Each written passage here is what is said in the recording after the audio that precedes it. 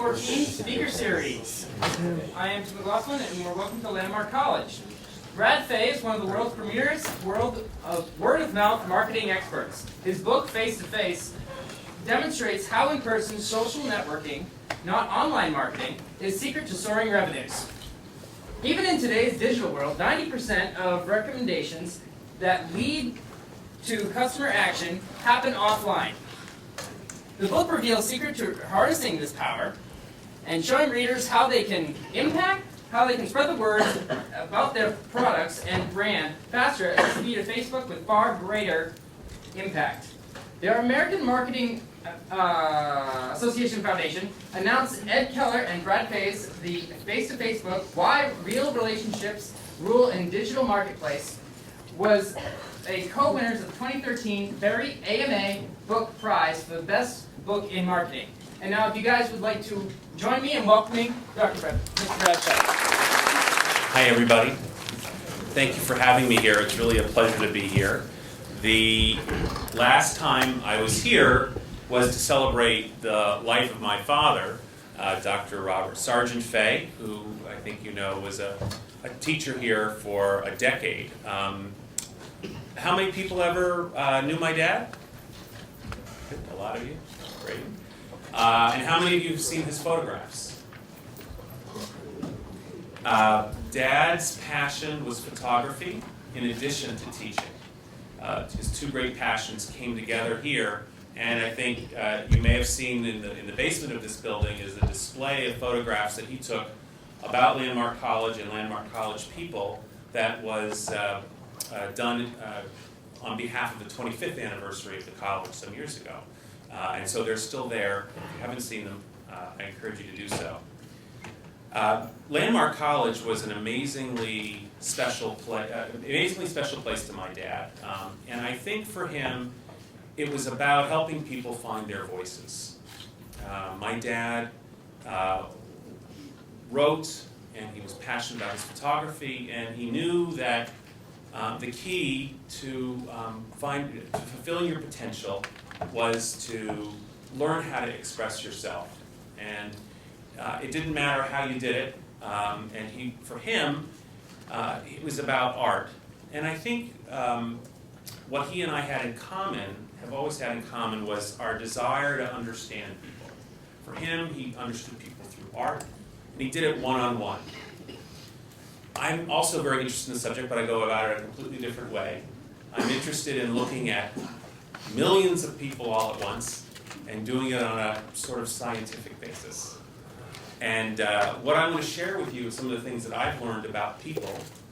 And I hope that though it's designed very much for a business audience, I mostly speak with business audiences, I hope you'll find some interesting ideas in here for you in your own life, whether it's in your career or on a personal level. And I'm going to end with some thoughts about how it applies from a more general career perspective. So, as Tim said, I'm the author of a book called The Face-to-Face book. And I wrote it with my longtime business partner, Ed Keller. We have been, for the last 8 years, at the forefront of this industry called word-of-mouth marketing. You probably didn't know there was such an industry, right? There is, and partly it's fueled by excitement around social media. We have all heard about the social revolution that's happening in the online world. These statistics here are only as recent as 2012, when Facebook hit 1 billion users worldwide. You look at the growth curve that Facebook had in those earlier years, truly remarkable. And why was that happening? I think a big part of it was that Facebook filled a gap that people had for connecting with each other. And they did it so successfully that it started changing words in our lexicon. What does a friend mean nowadays? The word friend practically appropriated by Facebook and other social media platforms. And indeed, the word social also has sort of been taken over, in the business world at least, to mean online social media. But I think it's more than that. A friend, of course, still means what it always did, a person one knows, likes, and trusts. Social means living together in communities or groups, marked by or promoting friendly social relations. And I don't care what the marketers are doing, what the Mark Zuckerbergs of the world are doing. Those are still important concepts that apply in the offline as well as in the online world. Now, how many of you seen the movie Castaway? Wow, that's a lot for an old movie. It's a relatively old movie, but that's the benefit of Netflix, right? So humans need friends in real life, and the story of the importance of that was told so well when Tom Hanks was marooned on a deserted island all by himself, desperate for human interaction, so desperate in fact that he invented a friend, and he took a volleyball that was washed ashore with him and turned it into a face of a person that he could talk to. Unfortunately, it never talked back. It was a Wilson volleyball, so he called it Wilson. And in this way, you can understand the possibility of brands becoming our friends, a marketer's dream, right? There is right now happening in the marketing world an amazing set of revelations about human nature. And so this gets me excited because, like my father, fundamentally interested in understanding human nature. There's a book, Daniel Goleman, who wrote the book Emotional Intelligence, I'm sure you've heard that term, has also written a book called Social Intelligence. There's a book called Connected by two professors, Christakis and Fowler, that's about how we influence each other without even knowing it. They've done a study called the Framingham Heart Study, which has found that by tracing people over decades and monitoring their health and also keeping track of what's happening with their friends and family, they've been able to show that when a friend loses weight, you are some chance more likely to lose weight. Or when a friend quits smoking, you are some measurable percentage more likely to quit smoking, because we tend to mimic the things that people around us are doing. And this is happening primarily in the offline world. There's a book called The Social Conquest of Earth by the eminent evolutionary biologist E.O. Wilson, who actually my father got to meet. They were both presenting at the Thoreau Society, believe it or not, in Massachusetts. And Wilson believes that human beings should be classified as eusocial species. That's eusocial, eusocial. And other creatures that are in that category are bees, wasps, and ants. So he would put us in the same camp because you know about all of those sort of hiving insects. They all put a primacy on the collective over the individual. To such a degree, they are almost a single organism, the hive, all of the members of a hive. They work together collaboratively, the collective more important than the individual. And E.O. Wilson thinks that we are virtually of that same type, that we are so fundamentally connected to each other. Very neatly, it is said by David Brooks, who's a New York Times columnist, in his book, The Social Animal, the research being done today reminds us of the importance of emotion over pure reason and social connections over individual choice. Those are two really important ideas, particularly in this country. We have this idea of the rugged individualist, that the American West, for example, is explored by individuals out for their own manifest destiny to who's this quote? The research being done today. By David Brooks.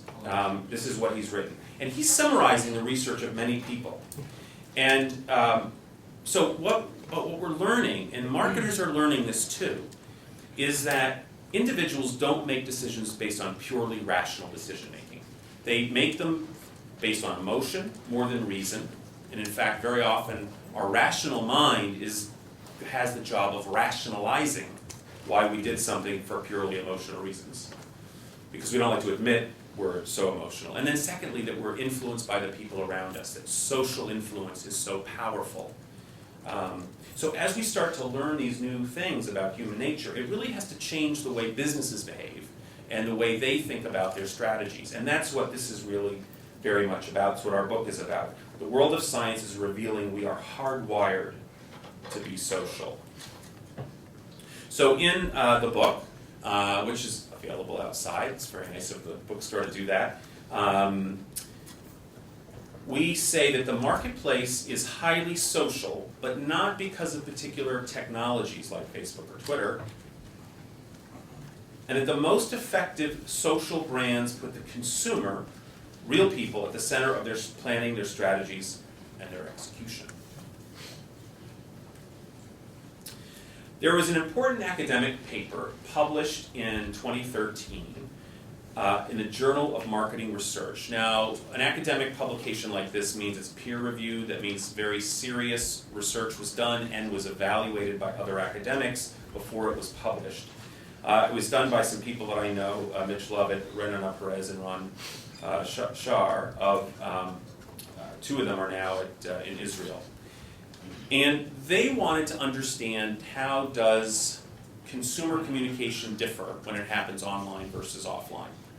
And nobody had ever done this systematically before when they came out with this study. And I thought it was quite interesting. And I think those of us who, obviously we all communicate both online and offline, it may be interesting to see the differences.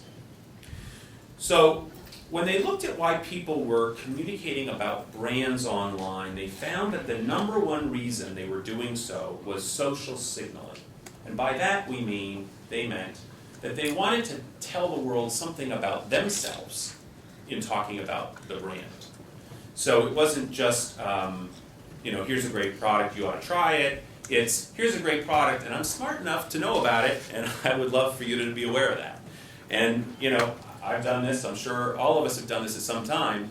That's part of what people use a Facebook or a Twitter or Instagram or a Pinterest for. Second motivation was functional reasons. They wanted to simply share practical information about where can you get it, how much does it cost, what are the features of a particular model. And then finally was emotional sharing. You had an experience that you just had to share with someone so that they could appreciate the emotions that you were feeling. Well, when they looked at brand communications that had happened offline, it was reversed. Offline was first and foremost about emotional sharing. Doesn't that make sense? That we want to share our lives, our experiences with each other. Second was functional reasons, and then only last was social signaling. You don't necessarily show off over the dinner table as much as you might on Facebook. So really very different motivations going on there. And they also found that there were differences in what we talked about in terms of product categories. In these two columns, we look at the percentage of all conversations that fall into various categories. And I haven't shown you every category because it'd be too hard to read. In the first column, it's the percent of all offline conversations, and in the second column, it's the percent of all social media conversations. This is a chart I put together for a consumer packaged goods company, and they were interested to see that offline beverages, food and dining, and household products were much more likely to be talked about offline than online.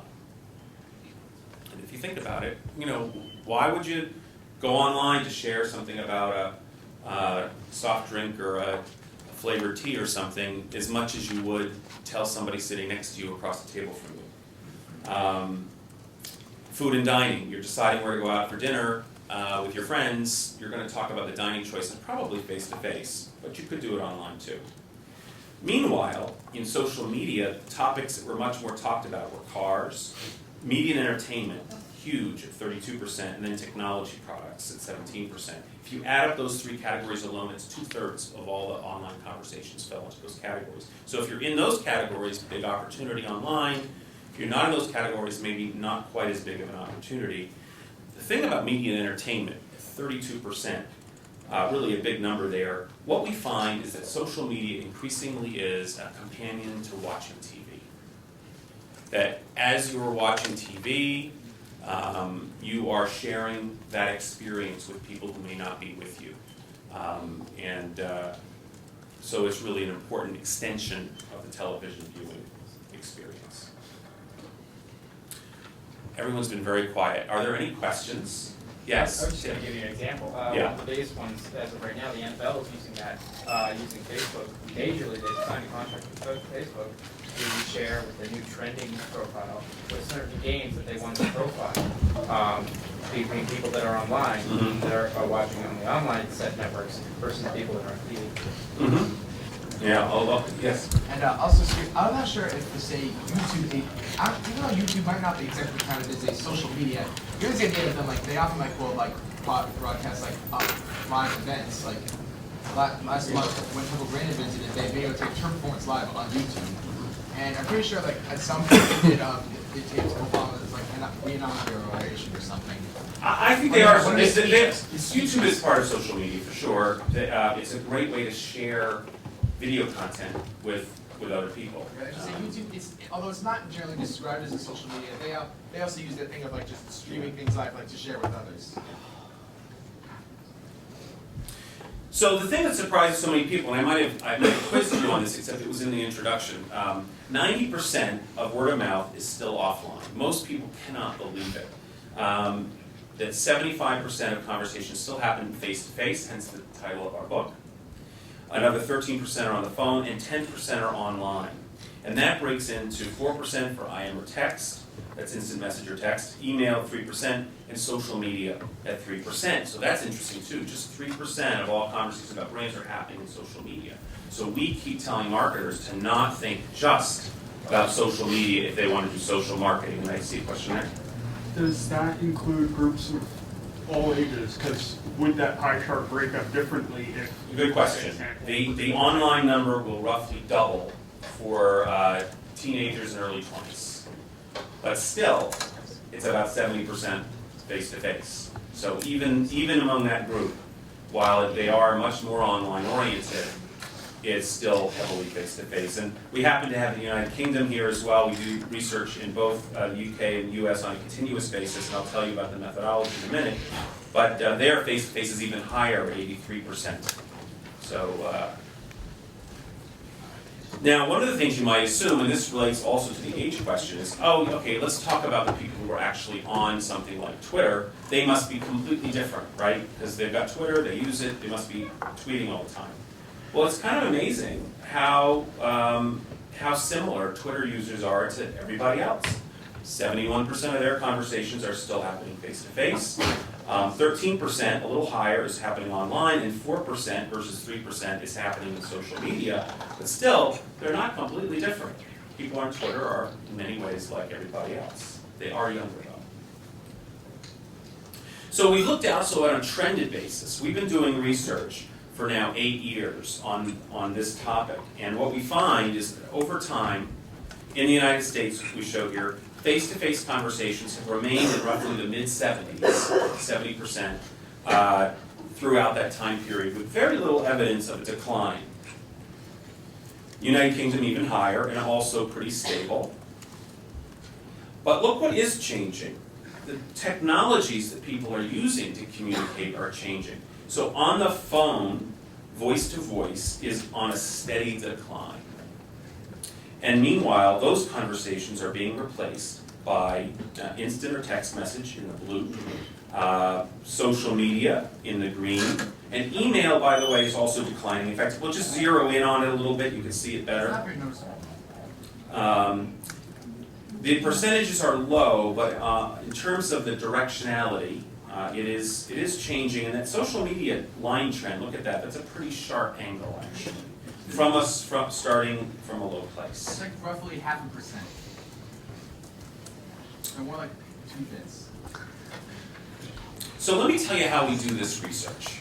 So my company is Brad Fay Group, and the product that we have is called TalkTrack, which is all about measuring conversations,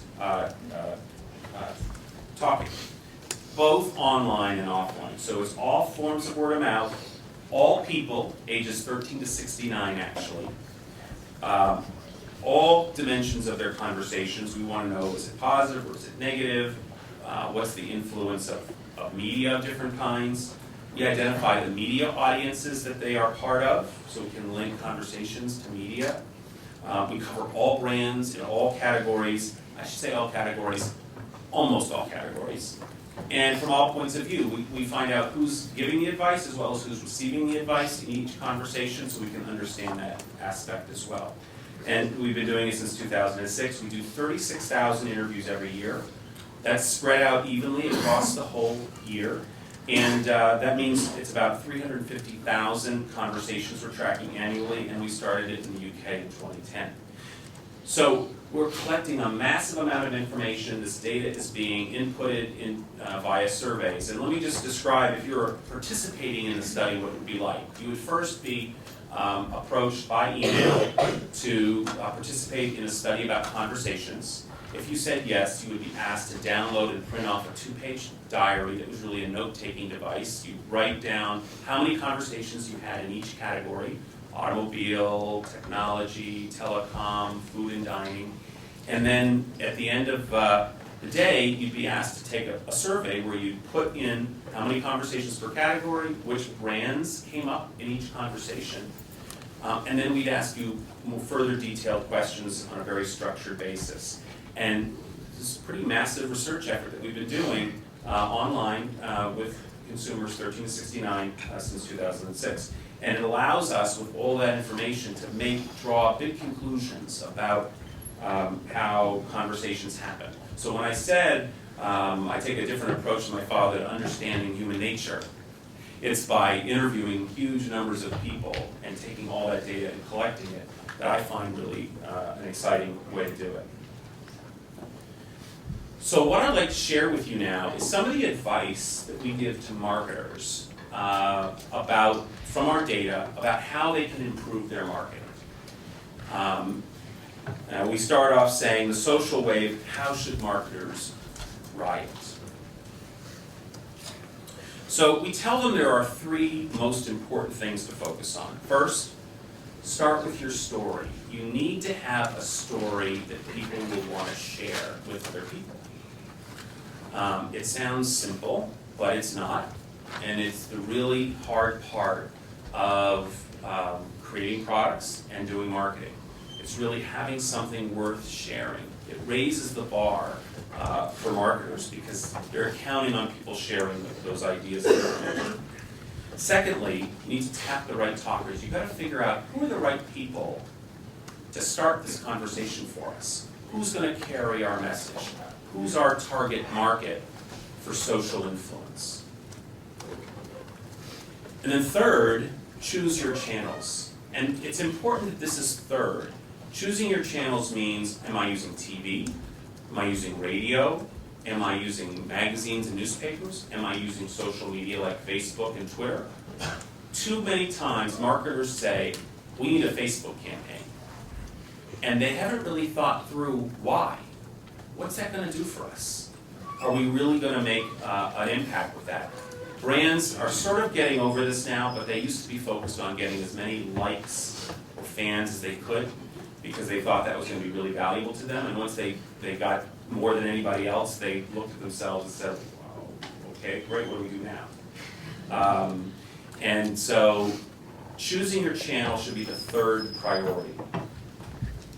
So I want to talk a little bit about what some major marketers are doing and doing well to show you some good examples. So first, I'm going to quote from Mark Pritchard, who's the Procter & Gamble Chief Marketing Officer globally.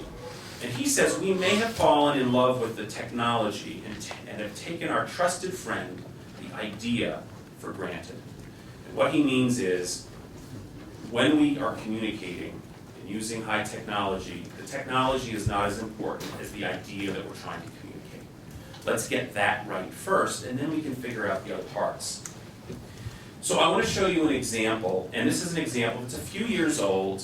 How many of you eat Domino's? Some, not that many. Okay. Domino's used to have a really big problem, and you might still think it has a problem, but the big problem that it used to have was people didn't like pizza very much. And they decided they needed to do something about that. And so their initial thought was, let's change the recipe, let's make it better, and then let's say new and improved, and everyone will come running into the door, right? Not necessarily. What's wrong with that idea? Anyone want to offer a suggestion? Yeah, Some might like the original recipe more. that's true. In the back. I don't know many people who did. Because everybody said that before. Everybody said that before. Say more about that. Well, Coke did what? New Coke back in the day. Yeah, right. And, you know, I mean, everybody every other time, you know, you go and there's like new and improved recipe this, or try out our new this, or Right. that, you know. Anyone else? Yes. That's a great point. Why should I trust you? It was bad. Why should I think it's any different? Especially if you say new and improved, which all marketers do, because that's their come on to try to get you to taste it. It would be hard to break through the marketing clutter, and it would be hard to be believable, right? So their marketing agency, their advertising agency, which was Crispin Porter and Bogeski, well known, they were named marketers of the advertising agency of the year, I think, in the first decade of the century. And they said, you know what, our idea is going to be brutal honesty. Nobody expects an ad to be completely honest. And we're going to be so honest, people are going to take notice and they're going to share it with other people. And so that would be a great conversation starter. So I'm going to show you a commercial and then we'll talk about it.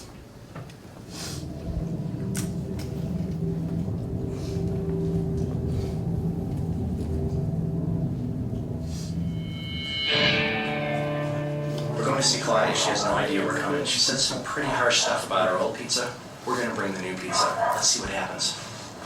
Domino's Pizza! Yes? Claudia? Yes? Claudia, did you say... Give the Domino's head chef more freedom to make a pizza that's not a formula. Yes, I did. Claudia, I happen to have the head chef from Domino's here, and he'd like to ask you a couple of questions, too. He looks mad. I'm not mad. Because your comments helped us create a brand new Domino's pizza. New sauce, new crust, new cheese. Want to try it? Sure.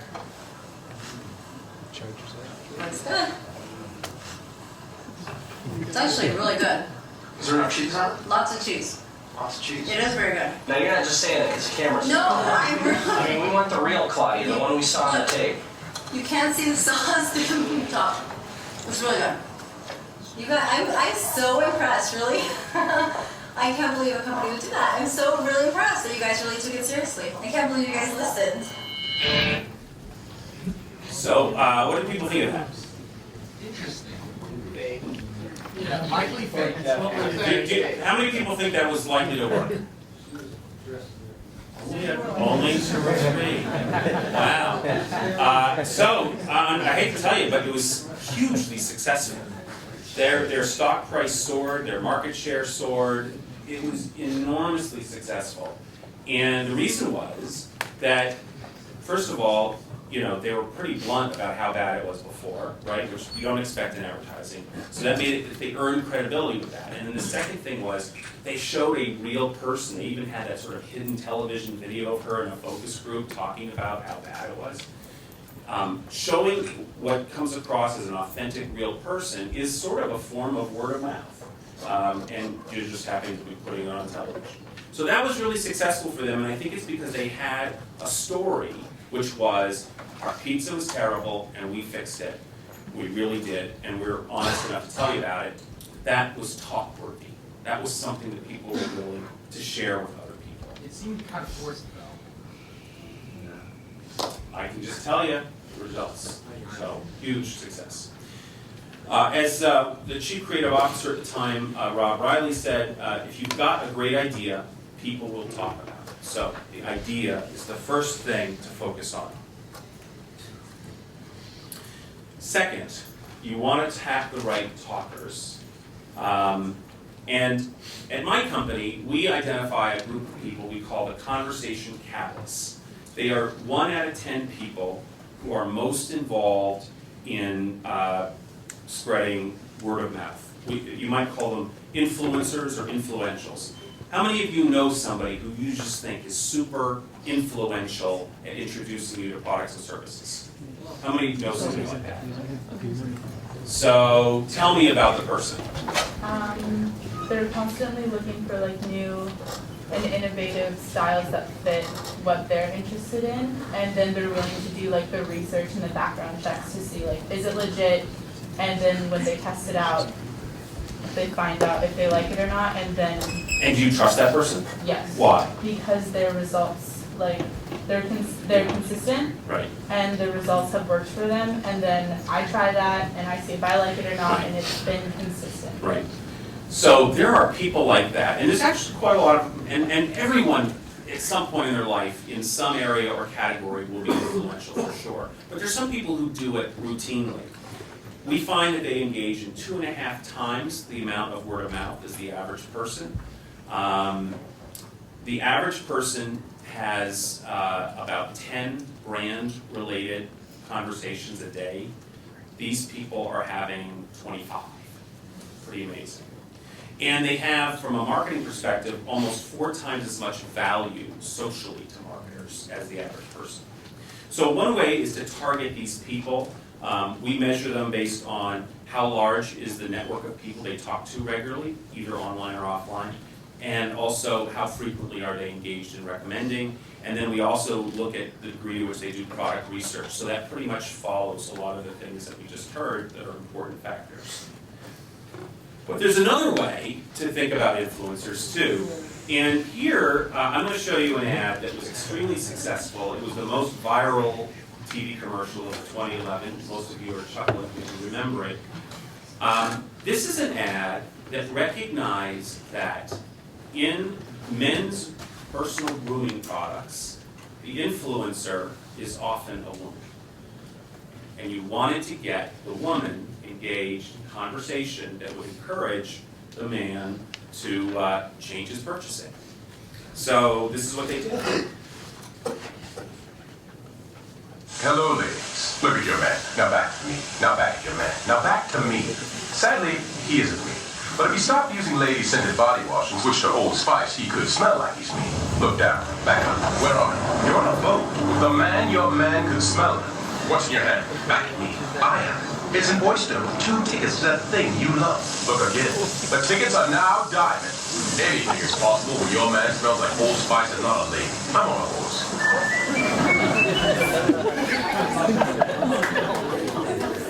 Well, it's not quite Robert Frost, right? So this ad was successful, I would say actually for 2 reasons.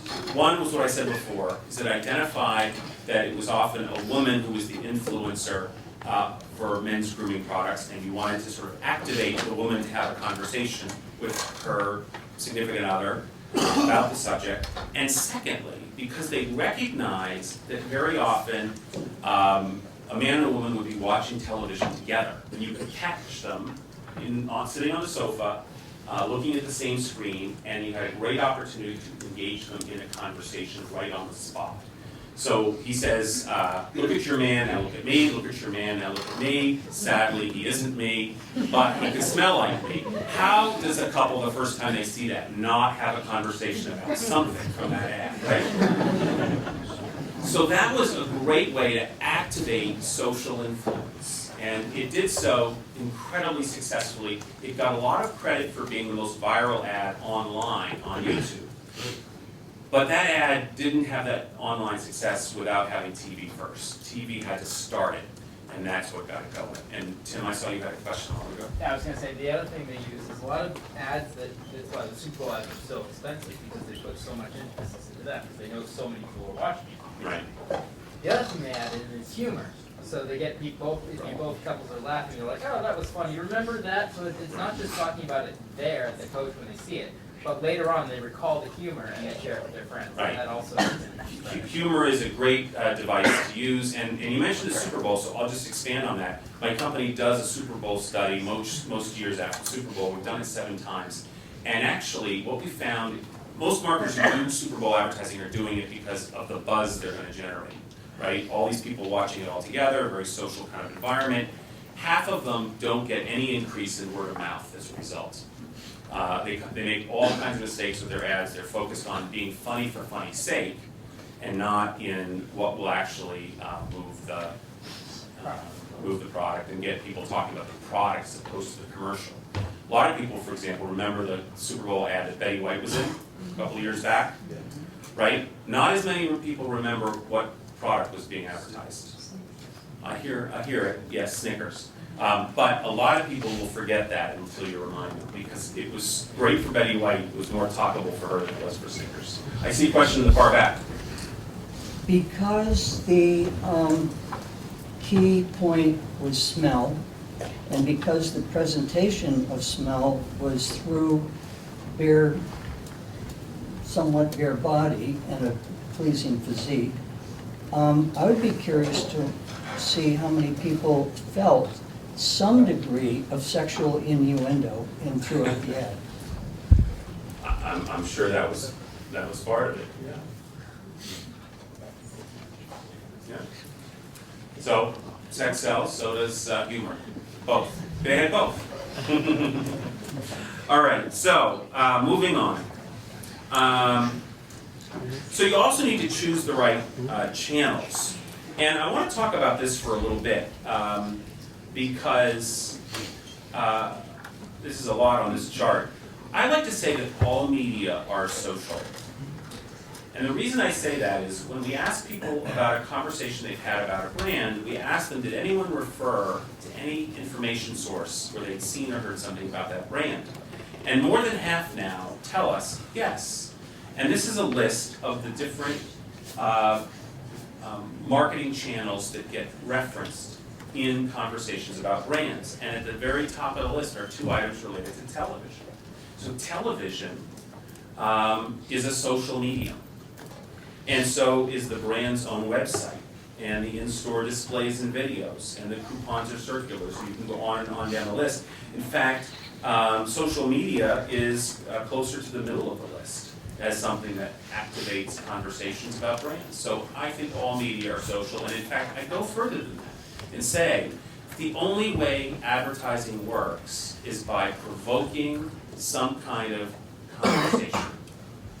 That actually, and there's some academic literature going back decades that says this, that the way advertising works is not by somebody seeing something and being, aha, eureka, I'm persuaded, and running out and buying it, but actually by getting a conversation going and getting it going with the right people. And so if you think that way, you suddenly realize word of mouth marketing is really marketing of all kinds. It's just simply good marketing. So I'll give you one more example about starting a conversation with television. This is Scott Keogh, president of Audi USA, and what he said, and this is great from our perspective, advertising is really a conversation starter. If it's good, the conversation will keep moving online and move to the coffee shops and the golf clubs. If it is not any good, you'll know right away that it's a dead-end conversation. So let's show one example from his company. You may have remembered a fairly recent example. Break it up, let's go.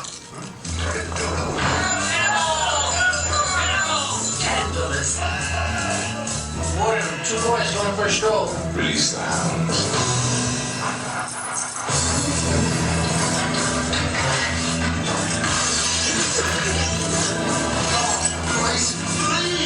Now what? It didn't work. Hit him with the cane cheek. Oh, I love this song. I got a note. It's a trap. Nonsense, my father owned one.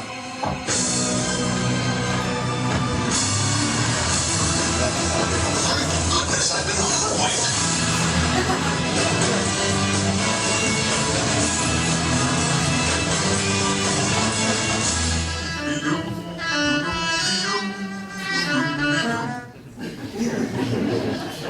So that was in fact a Super Bowl ad that did very well, and I'll show you the numbers in a second.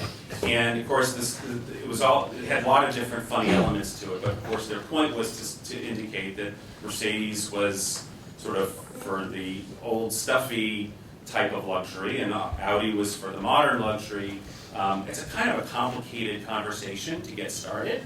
So they had to be very creative in making that point, but that was what they did with it, and it was very successful. So we monitor conversations about brands, and what we found was that back in 2009, the Audi brand was getting about 8.6 impressions. That means the number of people hearing through word of mouth about the brand, and it climbed up to 2013, and by 2013 to 13.2 million on a weekly basis. And we also found that sentiment, positive versus negative, was becoming more positive during that time. And the campaign was really an important part of that. And so this is one of the things that our clients are looking for us to do, is to see how's the conversation changing and how's marketing doing, and Audi's doing extremely well right now.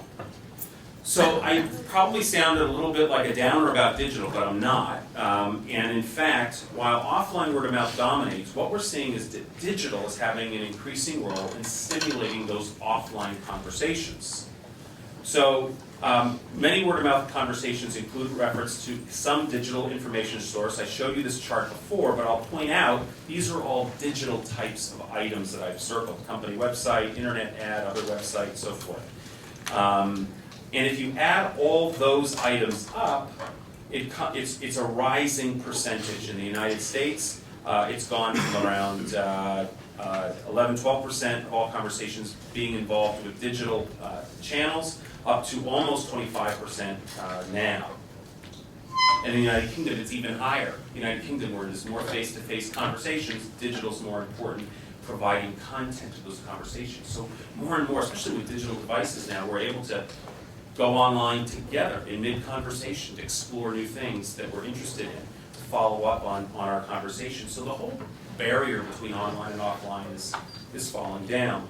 And I thought I'd just show you a few results from a paper that I did this year with some colleagues from Facebook, where we wanted to compare what's being talked about online versus offline about TV. TV is a great conversation topic area, both online and offline.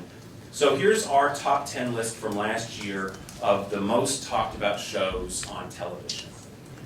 And the top of the list is The Big Bang Theory, followed by NCIS, The Voice, Sleepy Hollow, The Blacklist. Anyone want to guess what's the most talked about show in social media for last year? Breaking Bad. Breaking Bad is a good idea. Any others? What's that? Game of Thrones? Walking Dead. Walking Dead does very well. I think during this particular time period, Walking Dead was not on. Otherwise, it probably would have been number one. The Voice, Grey's Anatomy, Glee, Scandal. We are focusing on broadcast. I should have mentioned that, broadcast. The traditional broadcast channels of ABC, CBS, NBC, and CW, and Fox. One of the things that's kind of interesting here is just to see the differences. So The Big Bang Theory, number one on our list, but number 8 on the Facebook list.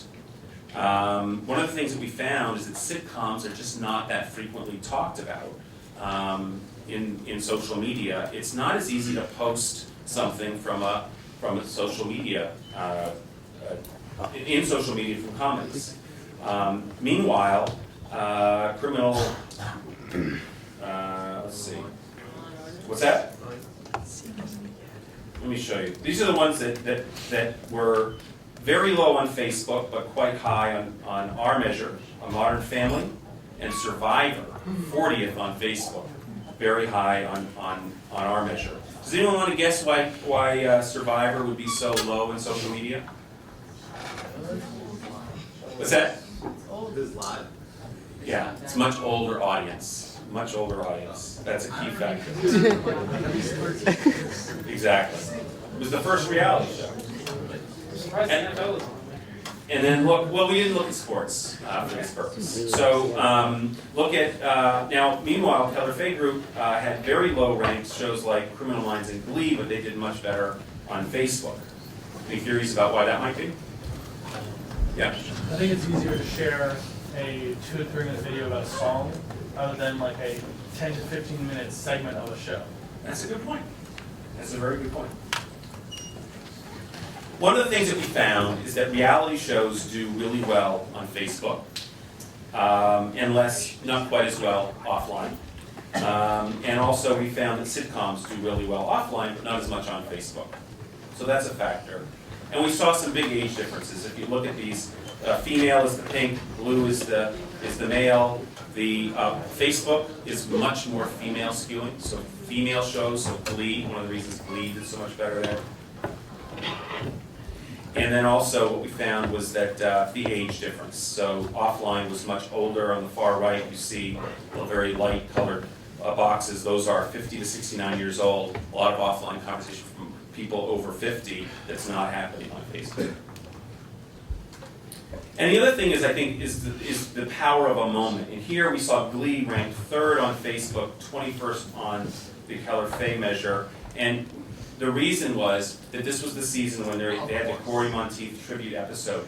And an overwhelming percentage of all the Facebook chatter about that show happened within a day or two of that airing. So it was really skewed toward one moment. That doesn't surprise me.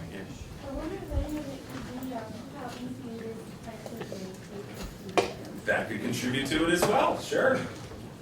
So, I want to now just share some few summary points about this, and then we can have some Q&A if you like.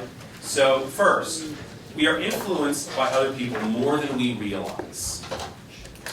And marketers need to consider social influence when developing their strategies, and that most of that influence still happens online, the power of face-to-face, although digital media is frequently fueling those conversations. We think the objective for marketing should be to spark, support conversations, and I say marketing, but I would say, in fact, all of the communications that we do, we're all having to become communicators. And can you communicate about something in a way that's going to get people talking? Stories, to do this, stories need to be talk-worthy. You need to target the right talkers. And then you want to reach people, if you can, in a social context, like the Old Spice guy did, right? Sitting there together. Get people at a good moment when they're likely to be talking to each other. It's one of the reasons why I think cereal boxes have always been a great social medium. You're sitting there with a cereal box on the table, and what else are you going to talk about? But you start talking about what's on the cereal box, as silly as that is. And really to think of all media as being social. Even if you're not a marketer, I think there's some things here that are worth taking away. Consider how you make your own decisions. The importance of friends and family to your decisions. The importance of emotion. Be recognizing that emotion often drives the decisions that we make. And then also to think about your own approach to education and career. What's your story? If you're going to write a letter to a prospective employer or have an interview, what's the story about you that you want to tell that's going to be interesting and memorable? What are the few words that they're going to, how they're going to describe you to somebody else after the meeting? Think about that. If you know what those words are, you'll be able to convey them better. What would you like your story to be? And who are your advocates? Who are the people in your life who know you well, who support you, who can help you? And you can and make recommendations to others that they consider working with you. The ability to activate our network on our own behalf can be extremely helpful in achieving our goals. So I would think of that. A self-marketer we should all be. And that's it. Thank you.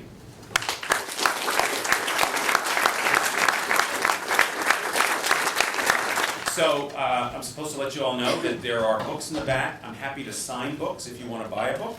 I'm happy to sign it for you. And I'm also, and you can do that now, or you can do that after Q&A, and I'm happy to stay and answer questions for another 5-10 minutes. And I'm even happy to stay and talk with people individually afterwards if they're interested, okay? So, over here. I have one question.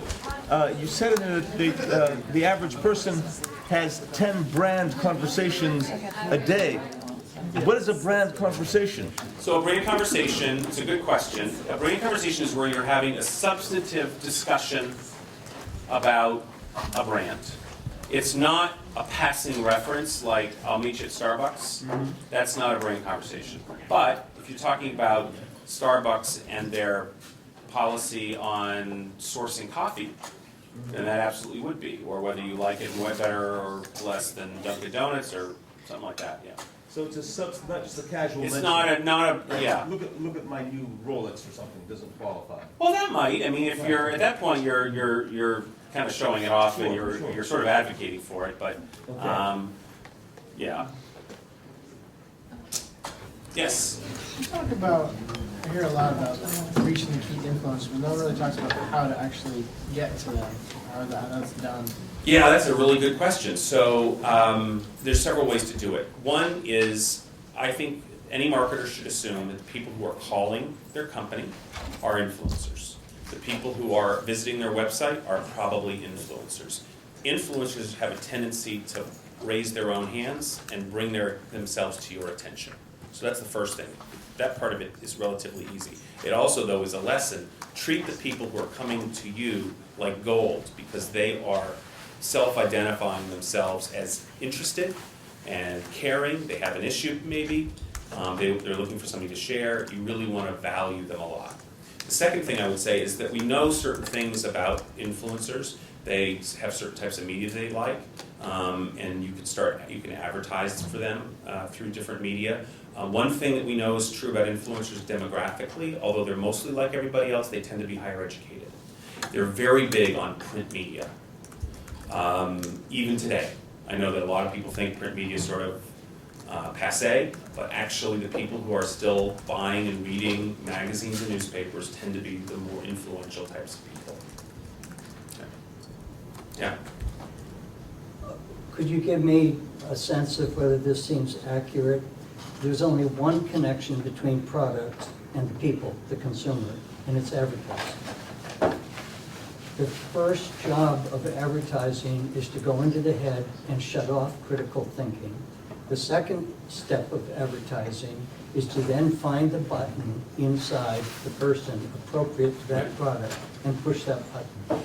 So I think that is an old model that I think is being replaced. I think that some advertising people certainly look at that. If you watch Mad Men, that's certainly the way they were thinking about their job.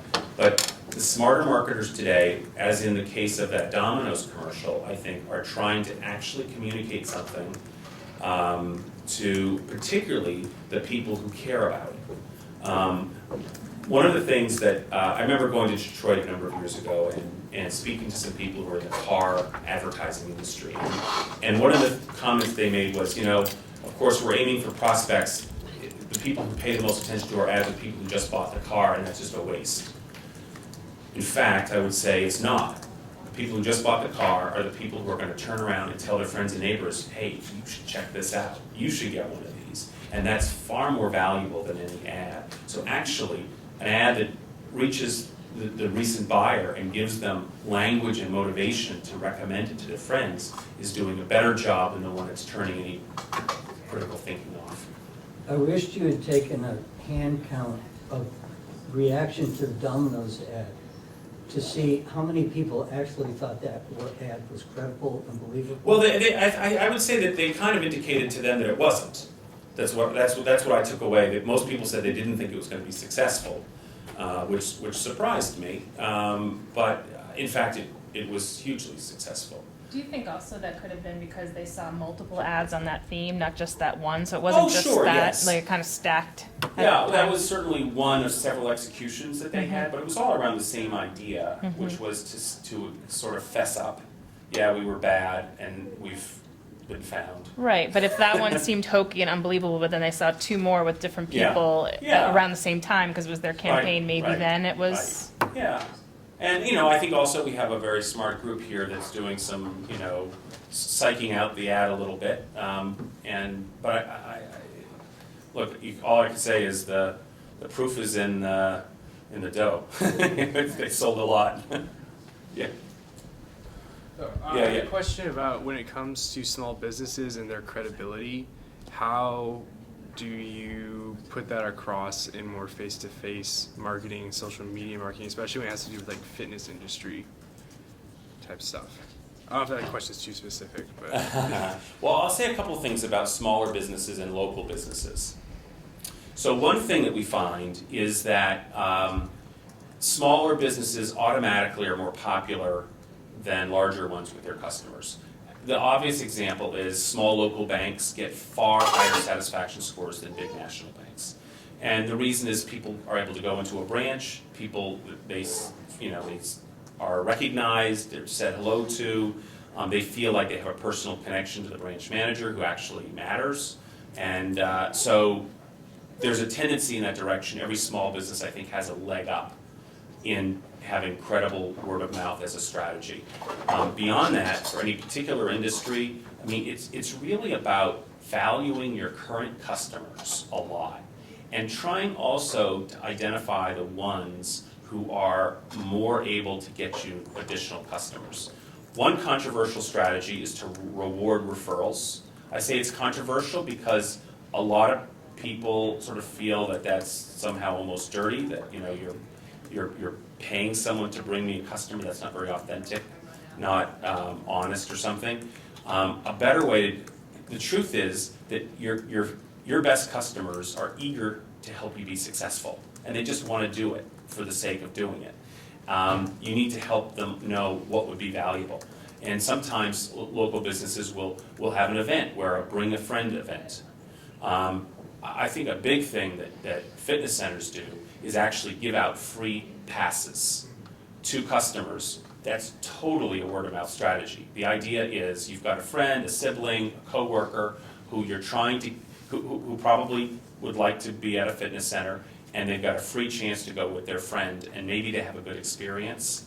Another strategy can be to organize sort of social aspects to the workout, where certain groups come at a certain time of day or night. Maybe it's a slow time and you're encouraging sort of a group of people, and maybe there's some benefit in it for doing so. So there could be a number of ways to encourage people to involve their friends. Yeah. If you were to say try to start a social media campaign over the internet, what would be the best forums? Because you showed mostly commercials, so what would be the most beneficial text posts, I guess? So this is the thing. I think to say I'm going to do a social media campaign is a little risky, because you can do so many things and just nothing happens. I think the place to start, as I was mentioning before, is with the idea. And the big trend now is content marketing, as opposed to social media marketing. Content marketing starts with the idea, and it's trying to get people to get engaged with something that's fascinating, interesting, that they'll want to share. And once you have that content worked out, it almost doesn't matter what platform you put it on, it'll find its audience. So I would really start with what's the idea that will spread, and then figure out where to do it, how to do it. Whether it's text or it's video or it's visual. I mean, more and more, of course, it's visual in some way. And so I would think about that as an important part of it. But really it's those compelling stories, and there's another trend toward what's called native advertising that's also very content marketing oriented. It's about, it's essentially, a term for it is clickbait. Have you heard that? It's where you're trying to write something that's so provocative as a headline that people can't help but click on it. I mean, you probably had that where, it's like the 10 most horrible ways to die or something like that. Well, some people just can't help but see that list. What's that list? Top 10 lists are huge for this. That's all going to this idea of, if you've got the right headline story, people will spread it. Yeah. Good. Maybe it's been living in Vermont for a long time. There's sort of I'm not a very good consumer. I consider myself a bit of a lost cause, in terms of marketers. Don't bother. Ads don't tend to work on me. Maybe they do, but I don't realize it. I'm not a big influencer. I can't remember the last time I've had any substantive conversations about any brand at all, with one exception, and I just was reflecting on this, and that's customer service. It seems to be a totally different side of selling your product that I wonder is overlooked, because if I have a bad customer service experience, or if I have a good customer service experience, I'll go out of my way to talk with people about that experience, and talk up the product or talk down the product. Not so much through ads, but in how I've been treated actually in buying that product, whether it was a good or bad experience. And I just wonder if that's an overlooked strategy. It totally is. And I'll make this my last question that I'll answer. So the last, one of the last major speeches I gave was at the Society for Consumer Affairs Professionals, and SOCAP. And they are all about customer service call centers. And the topic, but my theme was that that is a marketing channel that's being underutilized. That people should that when somebody calls you, whether they have a problem, usually what it is a problem, and a need, this is one of your few one-to-one communications with that customer, and it's going to have an impact. You should figure out how many of those are resulting in recommendations for or against as part of your research. In fact, when I did that speech, I gave my own example of a customer experience sort of nightmare that I had, and it happened just a year ago. This is my wife, Jackie. We were married exactly a year ago this week, and we did so in Spain, and when we went, we wanted to know if we could take her wedding dress on the flight. And the airline customer service people wouldn't commit to whether we could bring the dress on the plane without any problem. And it was driving us crazy, because we were imagining I'm going to get to the gate, and we've got the dress, and they're going to say, "I'm sorry, won't go. We can't put that on the plane," or it's going to be stuffed in an overhead compartment. That wouldn't work, right? Or something like that. So we really got very upset. What was there? The airline? It was Iberia, right? Yeah, because we were going to Spain, right? Iberia. So I told about 500 people in that audience about that experience. So that was a face-to-face conversation that was not very good for Iberia. But it made the point about the power of customer service. So you're exactly right. So anyway, thank you. I'm happy to do it.